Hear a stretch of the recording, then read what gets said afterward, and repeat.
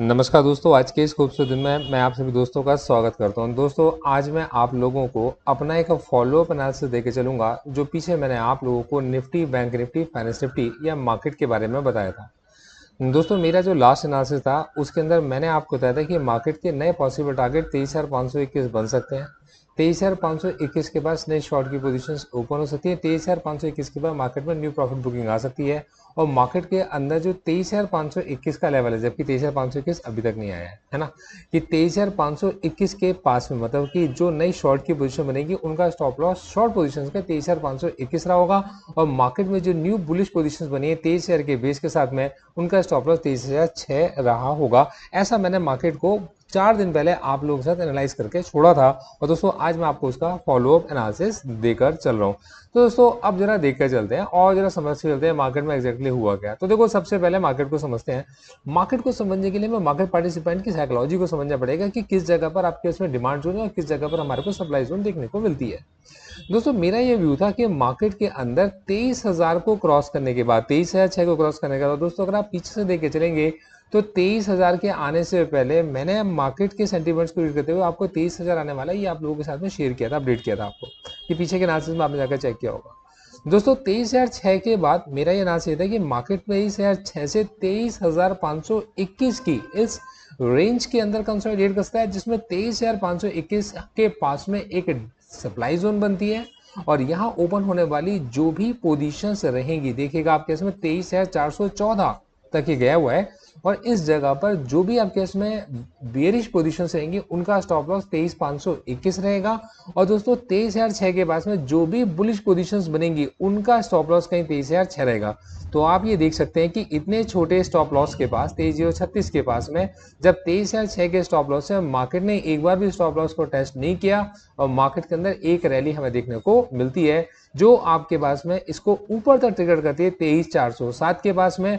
और यहाँ पर अब हमारे को कॉन्टिन्यूसली एक डबल टॉप बनता दिखाई दिया और कहीं 23,400 के पास से मार्केट में मतलब देखिए 121 पॉइंट का स्टॉप लॉस और कहीं ना कहीं मार्केट ने हमारे को एक प्रॉफिट बुकिंग आज यहाँ पर दिखाई है। लेकिन हमें समझना चाहिए कि जिन लोगों ने मार्केट के अंदर ट्रेड किया होगा और इस एक एक कैंडल को बनते हुए देखा होगा 30 मिनट्स की, कहना कि उनकी ये समझ में आ रहा होगा कि मार्केट में हर डिप के अंदर एक बाइंग निकल कर आ रही है और लास्ट में भी आप इस चीज को देख पा रहे हैं कि मार्केट अपने ओपनिंग प्राइस के पास में ही कहीं पर क्लोज होता है, लेकिन लास्ट में भी उसके अंदर ये बाइंग हमें देखने को विजिबल है, मतलब देखने को मिलती है।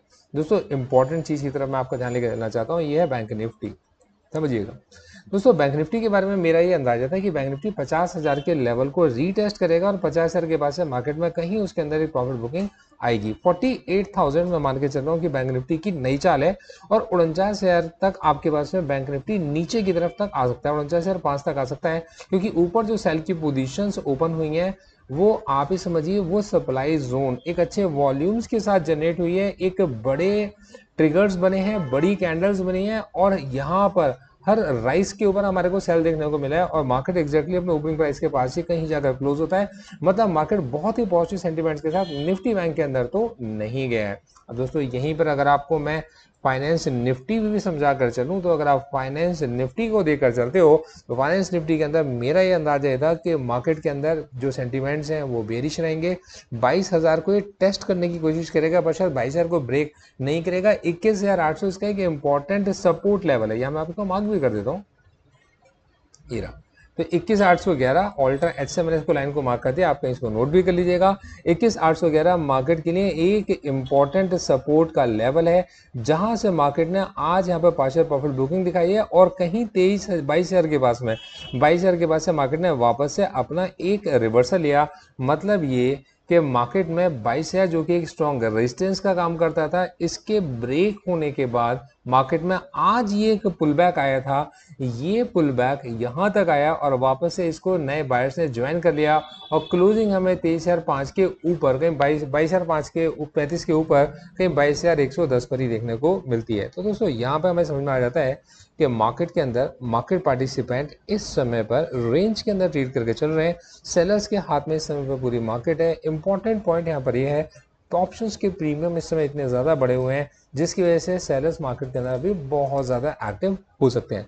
दोस्तों, कहीं ना कहीं मेरे को ऐसा लगता है कि मार्केट के अंदर ये जो 22,035 का जो लेवल है फाइनेंस निफ्टी के लिए उन लॉन्ग्स के लिए एक इम्पॉर्टेंट स्टॉप लॉस का काम करके चलेगा जिन्होंने इस ब्रेकआउट पर अपनी पोजीशंस को ओपन किया होगा।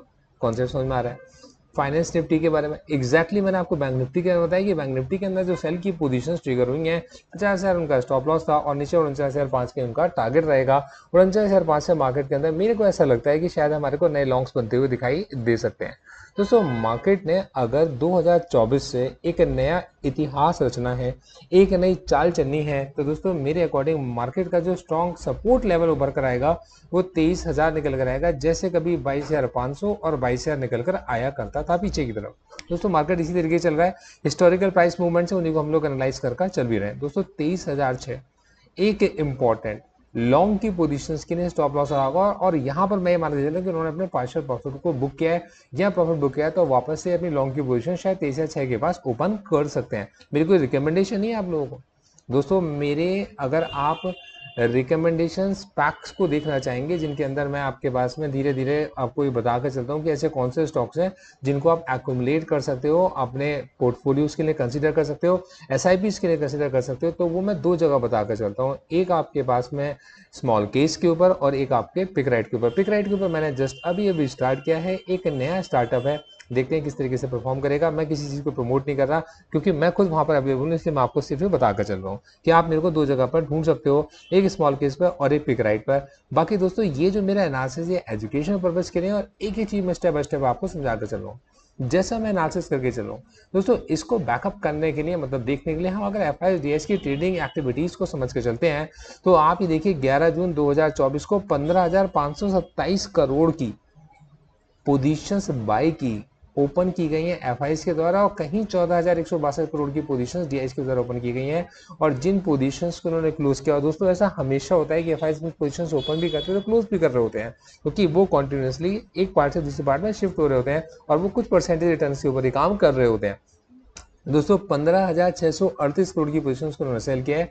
मार्केट के अंदर लोग नेट सेल फिगर्स को देख रहे होते हैं, नेट बाय फिगर्स को देख रहे होते हैं। मैं इसको थोड़ा अलग तरीके से देख के चलता हूँ कि यार इसको समझो कि अगर किसी ने कुछ बेचा है और बेशक उसकी नेट फिगर आपके इसमें नेगेटिव निकल कर आ रही है, तो उसने खरीदा क्या है?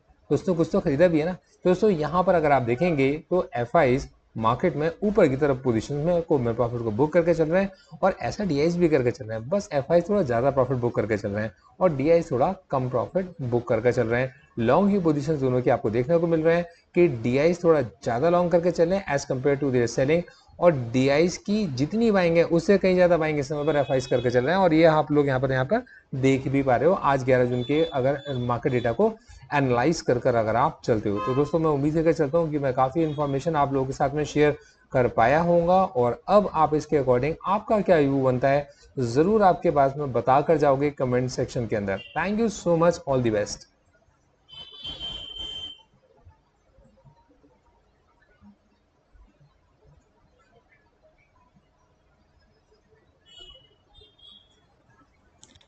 Investment in securities market are subject to market risk. Read all the related documents carefully before investing. The securities quoted are for illustration only and are not recommendatory.